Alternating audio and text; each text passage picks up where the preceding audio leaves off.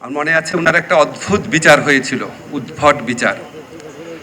তো সেই বিচারে উনি এত শকড হয়েছিলেন অন্য পক্ষের আইনজীবীর কথা শুনে, উনি অবাক হয়ে বলেছিলেন যে আমি মেরে খেয়েছি এতিমের টাকা।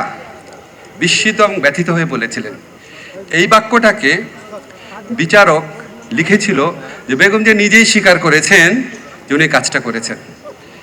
এত জঘন্য বিচার, আমি আইনের ছাত্র হিসেবে বলি, এত জঘন্য একটা বিচার হয়েছে, এটার বিপক্ষে বিবৃতি লিখে দাঁড়ে দাঁড়ে ঘুরেছি, মানে ফোন করেছি বিভিন্ন মানুষকে, 4 জনের বেশি রাজি হয় নাই যে হাইকোর্টে কি করবে না করবে। উনি যখন মুমূর্ষু অবস্থায় ওনাকে চিকিৎসার জন্য যেন বিদেশে পাঠানো হয়, 4 জনের তো বিবৃতি হয় না, এই জন্য পত্রিকা ধরে দিতে পারে নাই। চিকিৎসার জন্য যেন বিদেশে পাঠানো হয়, আবার কত মানুষকে অনুনয় বিনয় করেছি, অনেকের ইচ্ছা ছিল, সাহস করেন নাই।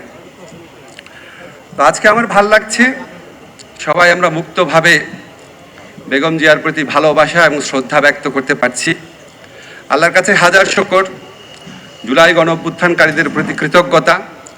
বাংলাদেশের মানুষ আজকে স্বাধীনভাবে ঘৃণাও প্রকাশ করতে পারছে, স্বাধীনভাবে ভালোবাসাও প্রকাশ করতে পারছে।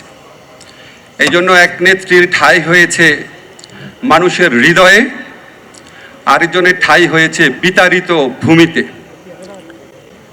বেগম জিয়া যখন জীবিত ছিলেন, আমি ওনার জন্য বিভিন্ন প্রোগ্রামে, ফখরুল ভাই ছিলেন, আপনার মনে আছে, আমি একটা কথা বলতাম যে বেগম জিয়া ভালো থাকলে ভালো থাকবে বাংলাদেশ।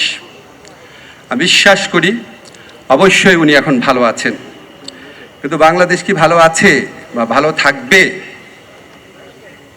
যদি বাংলাদেশকে ভালো থাকতে হয় তাহলে বেগম জিয়াকে ইন্টারনালাইজ করতে হবে। ওনার অনেক অসাধারণ কিছু বৈশিষ্ট্য ছিল। উনি সৎ ছিলেন, দৃঢ়প্রতিজ্ঞ ছিলেন, আত্মত্যাগী ছিলেন, দেশপ্রেমিক ছিলেন। ওনার মধ্যে রুচির এক অবিস্মরণীয় প্রকাশ ছিল, পরমত সহিষ্ণু ছিলেন। বাংলাদেশকে ভালো থাকতে হলে বেগম জিয়াকে ইন্টারনালাইজ করতে হবে।